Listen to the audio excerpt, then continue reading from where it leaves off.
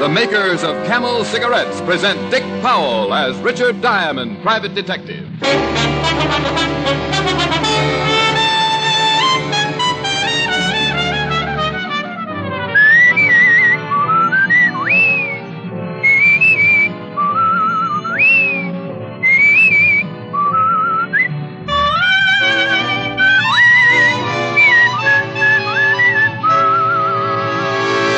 The proof of a cigarette is in the smoking. Steady smoking. Smoke only Camels for 30 days and enjoy Camel's rich, full flavor, a flavor that no other cigarette has. You'll see how mild Camels are pack after pack, how well they agree with your throat week in and week out. You'll soon see why Camel is by far America's most popular cigarette. Why Camel is the steady smoke for you.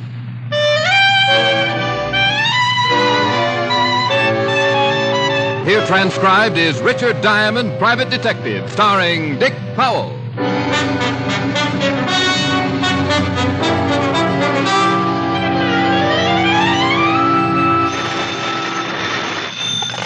Diamond Detective Agency for mayhem of distinction. Ooh. Ooh. Yes. Oh. No. Ooh. Why? Mayhem of distinction. I said that. And I said ooh. Was it that bad? Mm-hmm. Say it.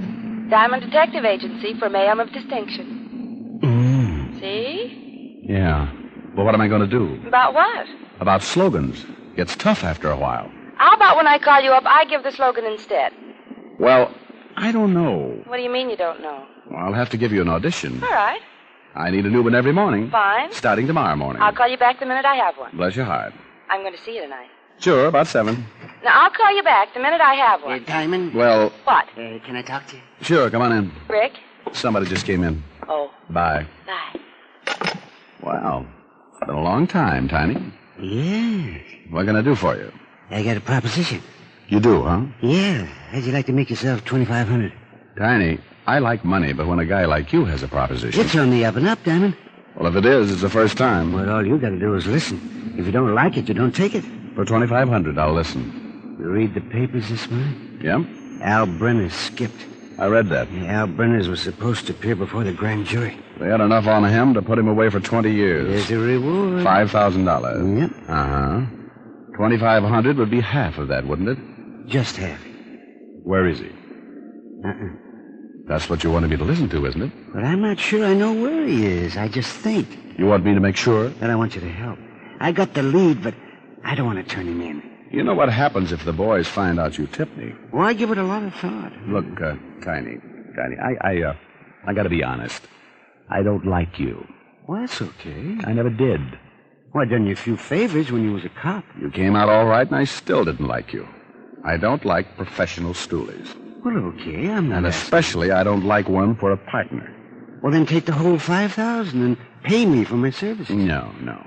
If I can do Walt Levinson a favor and bring in Brenners and still make $2,500, we'll split it right down the middle. It's a deal? As long as I don't have to see you too much. Now, this is what I've got. There's a guy named Stringer. You heard of him?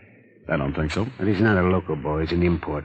Used to work for Brenners back in St. Louis, 1929-30. When Brenners moved east, he stayed and did himself some good. That's before my time. Well, Stringer's in town. So what? I hear Brenners ain't even skipped town. I hear he's hiding out right in town somewhere until the heat cools. That'd be smart. He knows they'd cover everything in and out. Well, Brenners skipped yesterday morning. The law didn't spot it until the afternoon. I heard about Stringer, and I started thinking. Brenners needs a contact. He's smart, and he wouldn't trust none of his local boys. So Stringer's it. Yeah. That's all you've got? No. I followed Stringer last night, and I lay 10 to 1 he saw Brenners. Where? You meet me tonight at the corner of Maple and Palm. Maple and Palm? Long Island. Well, what's out there? You'll be there. I'll show you. Oh, look, Tiny, you... Yeah, I'm just playing it safe, Diamond. I tell you everything. You could make the score alone, and I couldn't open my mouth. Okay, Tiny. What time? 8 o'clock. Well, I'd made a deal with Tiny Gillespie. Half of a $5,000 reward for Al Brenner, one of the biggest hoodlums in the business. I'd known Tiny for a lot of years. He was a professional stoolie who knew the underworld like the inside of his shirt and didn't have a friend to his name.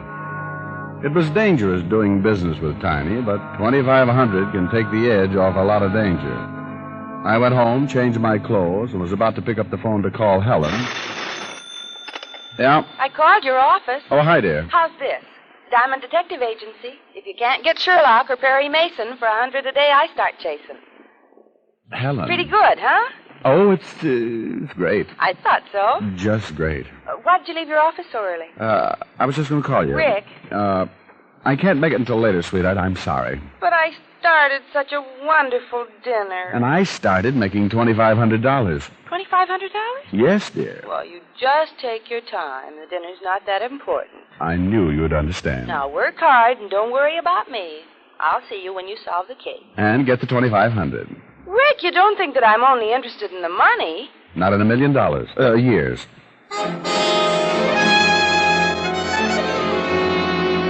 Because Helen was so interested in my welfare, I managed to borrow her convertible, and by 8 o'clock I was parked at the corner of Maple and Palm on Long Island.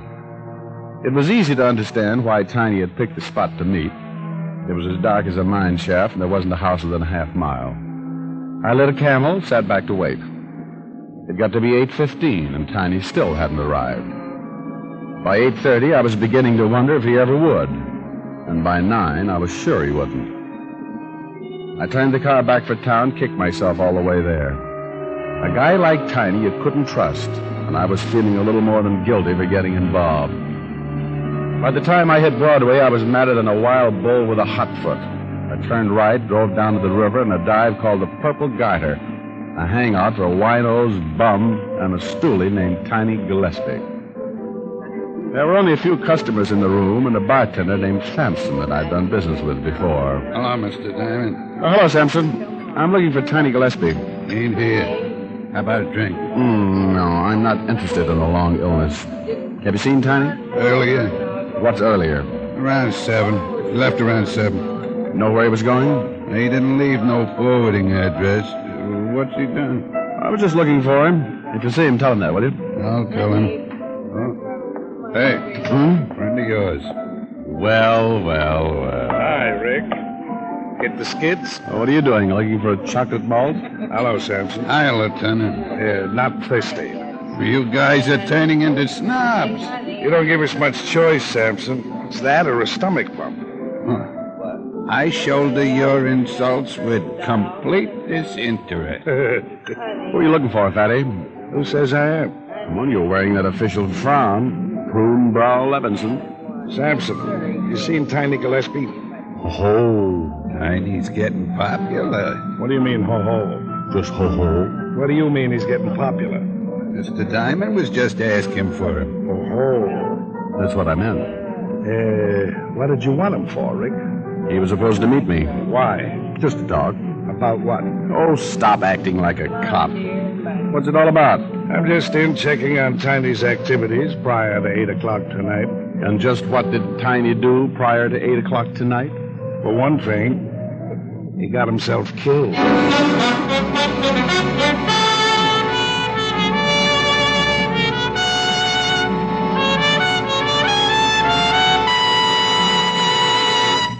Before we continue with Richard Diamond, here are a few words about smoking enjoyment. For proof of the mildness of camels, the makers of camels went to noted throat specialists. These doctors made weekly examinations of the throats of hundreds of people with normal throats from coast to coast, who smoked only Camels for 30 days. After making 2,470 examinations, the throat specialists reported not one single case of throat irritation due to smoking Camels. Make your own 30-day Camel test, the thorough, sensible test of cigarette mildness. Smoke only Camels for 30 days and enjoy the rich, full flavor of America's most popular cigarette. See how mild Camels are, how well they agree with your throat, pack after pack, week after week. You'll soon see that Camel is the steady smoke for you. How mild can a cigarette be? Make the Camel 30-day test and you'll see. Smoke Camels and see. And now back to Richard Diamond, Private Detective, starring Dick Powell.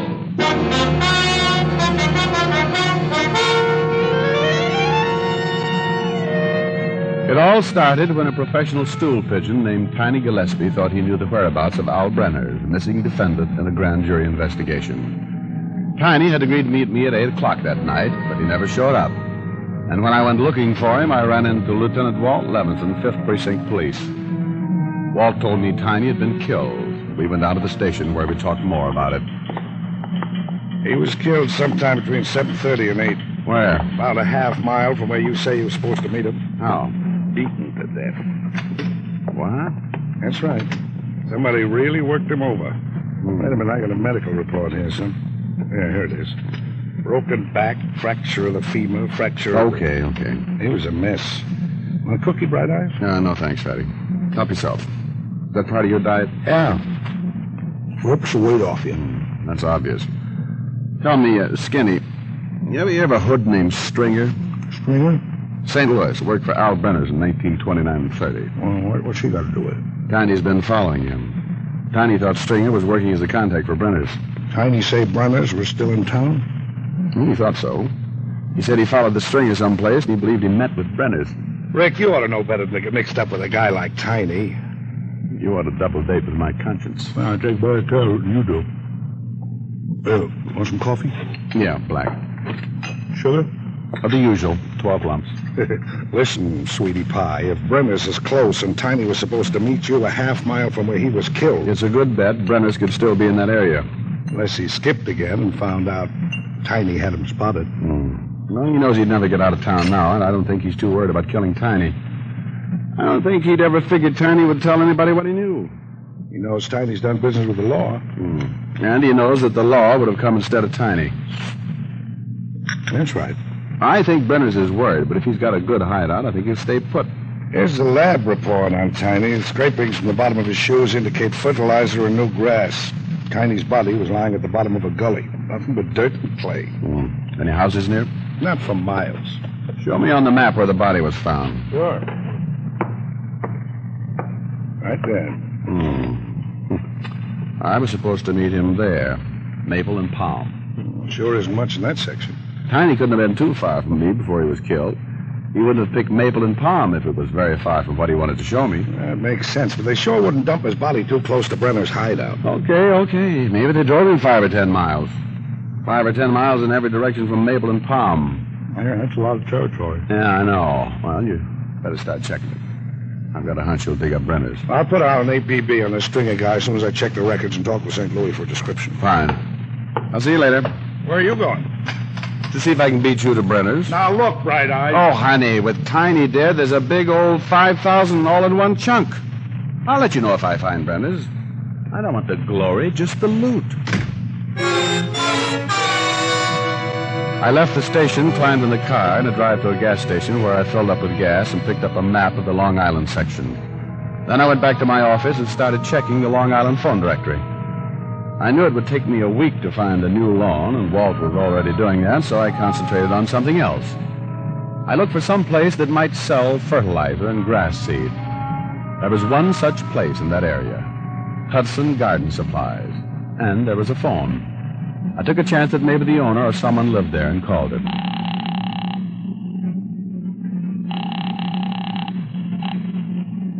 Yeah. Is this the Hudson Garden Supply? Huh? Is this the Hudson Garden... Yeah, who is this? Well, who is this? This is Hudson. Who is this? My name's Diamond. Well, what do you want? It's after 12. Did you sell any fertilizer or grass seed in the last 2 or 3 weeks? Are you kidding? You do sell fertilizer? Oh, look, wise guy. Oh, come on. This is police business.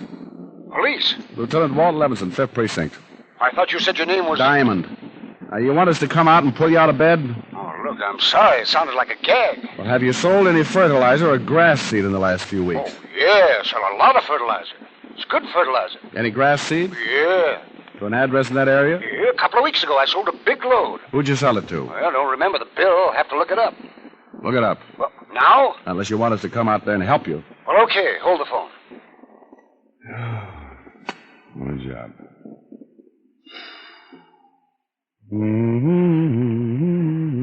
Hello? Yeah?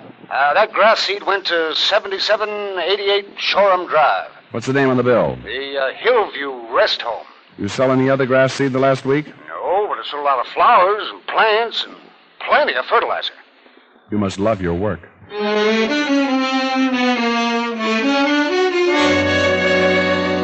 I climbed back into the car and headed back for Long Island and 7788 Shoreham Drive. 40 minutes later, I pulled up on a lonely, dark road and turned the car lights out. The Hillview Rest Home stood out against the moon like a lonely castle. It was dark, except for a light in one of the wings, and the grounds were surrounded by a high fence. I got out of the car and started walking. I kept going until I found a section of fence that a man might climb and not be seen from the house. I went up and over, dropping down and stopping my fall with my hands. When I felt my hands, they were wet and covered with new grass. There were about 100 yards between the fence and the main building, and the moon reflected off the wet grass like a mirror. If anybody was watching from the house, I'd never make it without being seen. I bent as low as I could and ran about halfway and stopped, listening. It was like a bad dream, crouching under the moon, trying to make my breath come out slowly so it wouldn't show against the cold, and feeling like I wanted to dig a hole and hide right there, or better still, wake up. I started again, running low, looking from side to side, but never behind. I got to the main building and slammed myself against it. I stayed there until I caught my breath. Then I moved around to the front door and tried it. I got the surprise of my life. It was open. I found myself standing in a large room, dark except for a small red light burning over a door at the back. A staircase to my left led to the floors above, and there was another smaller room to my right that was black except for the shafts of moonlight slanting down through the barred windows. Barred windows and an open door. Something was wrong. Don't move. Don't move.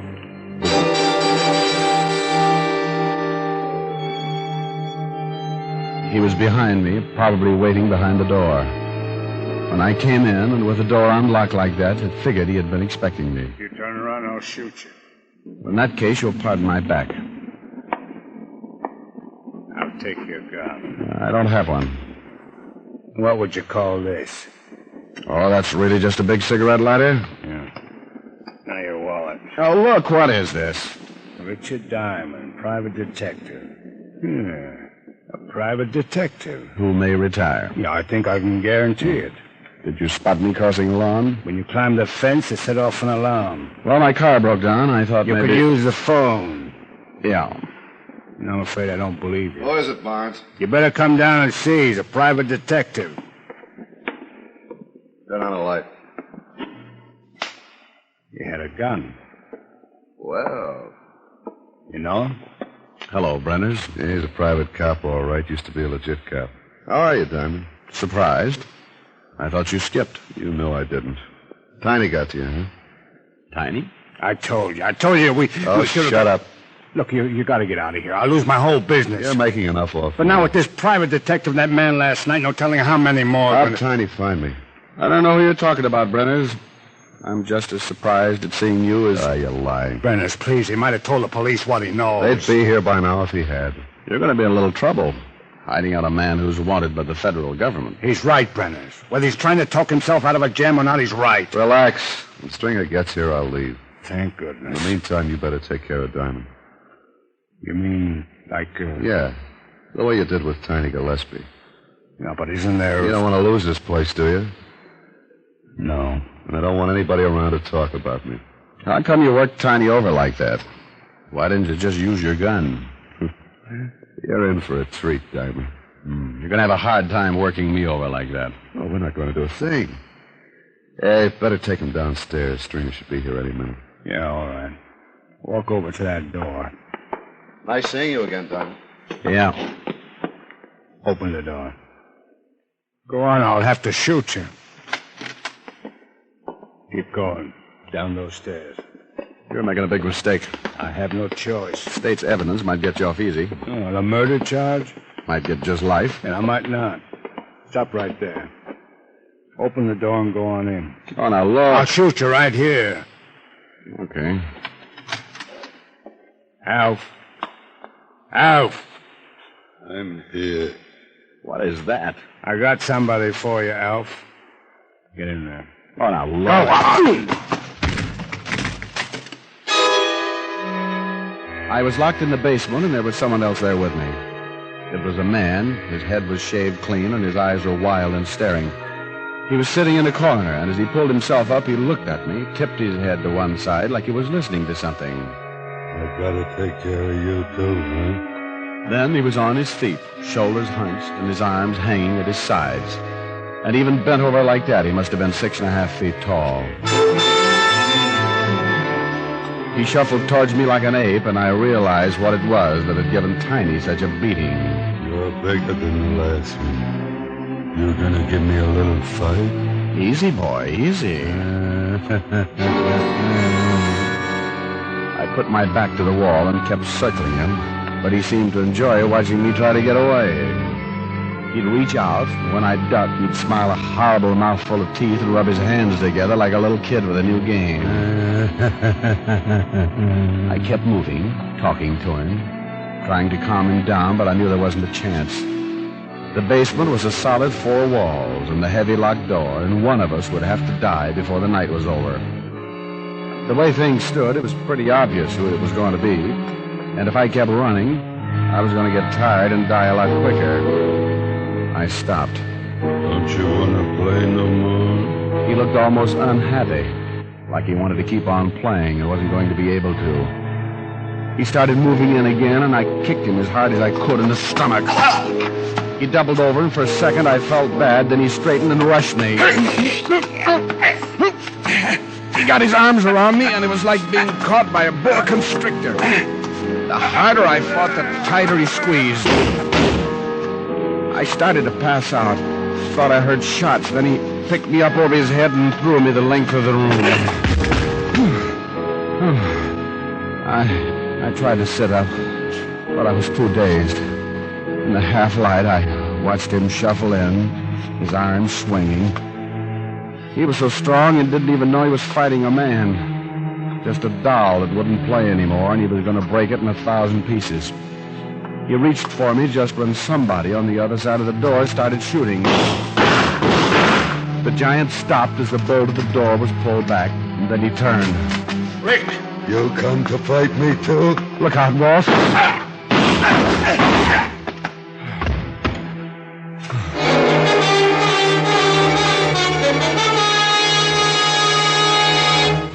Rick.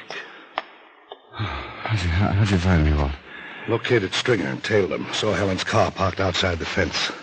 What is that thing over there? Oh, just an animal. It used to be a man, I guess. That's the way Tiny got killed. Ugh. How bad are you? Oh, just shaken up. But another couple of minutes and... Well, I'll give you a hand. Thanks. You get Brenners? Yeah, they're putting him in the car. Lean on me. I'm okay. What was all the shooting outside the door? Oh, Barnes. He didn't want to let me in. Who told you I was down here? The minute we came through the front door, Barnes headed down the stairs. I spotted him and went after him. Oh, bless your little heart. What are you going to do with that $5,000? Oh, Walt, I'm going to buy you the best present you ever had in your life.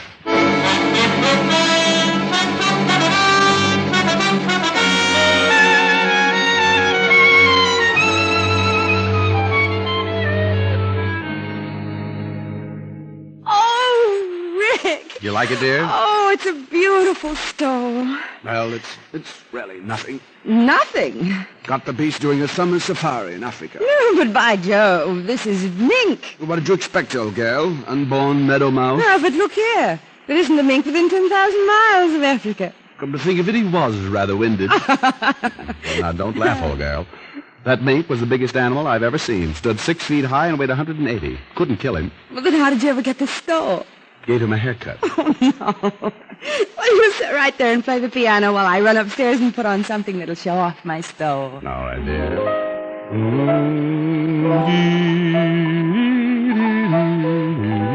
What a memory.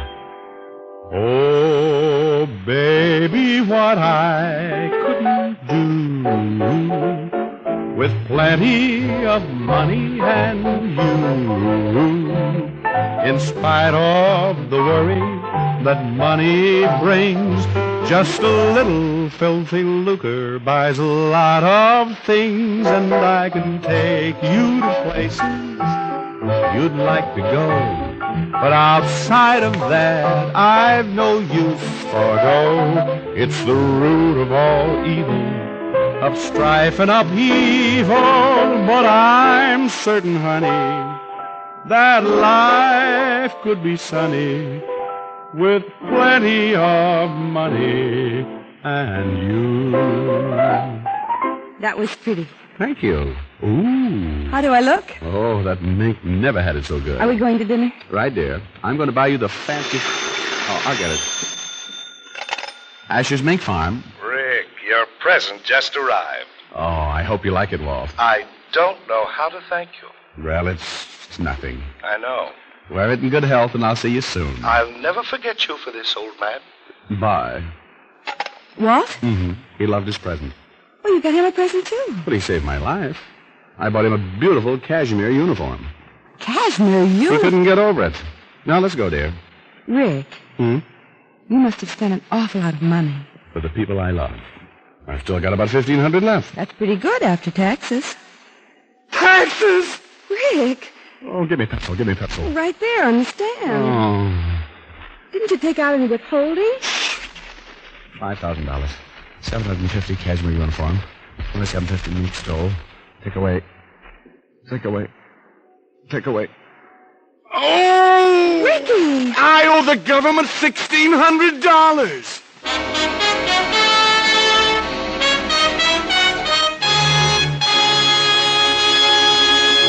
Dick Powell will return in just a minute. Tens of thousands of doctors in all branches of medicine, in all parts of the country, were asked what cigarette they smoked. The brand named most was Camel. Yes, according to this nationwide survey, more doctors smoke Camels than any other cigarette. Enjoy Camels, the cigarette so many doctors enjoy. And say, friends, buy your Camels by the carton, the handy, thrifty way. Yes, that way you always have Camels when you want them. How mild can a cigarette be? Smoke Camels and sweet. Here's Dick Powell with a special message. Thank you. Ladies and gentlemen, the hospitalized men of our armed forces like to know that they're not forgotten. Each week, the makers of Camels send out thousands of packs of gift Camels to these men. This week's Camels go to Veterans Hospitals, Aspinwall, Pennsylvania, and Louisville, Kentucky. Tinker Air Force Hospital, Oklahoma City, Oklahoma. To all hospitals operated by the Army for U.S. forces in Austria. Now until next week, enjoy Camels. I always do.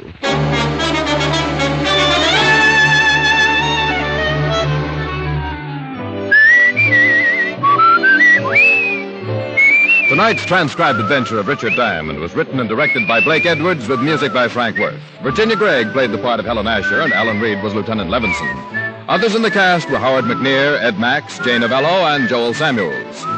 Be sure to listen to another great Camel show, Vaughn Monroe and the Camel Caravan, every Saturday night.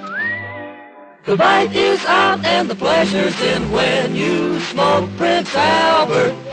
The bite's out and the pleasure's in when you pack your pipe with America's largest selling smoking tobacco, Prince Albert. PA's Choice Tobacco is specially treated to ensure against tongue bite. Yes, with Prince Albert, the bite's out and the pleasure's in. And there's more tobacco in the pocket tin. Listen next week for another exciting adventure of Richard Diamond, starring Dick Powell. This is Your FBI. The official broadcast from the files of the FBI follows immediately. Stay tuned. This program came to you from Hollywood. This is the American Broadcasting Company.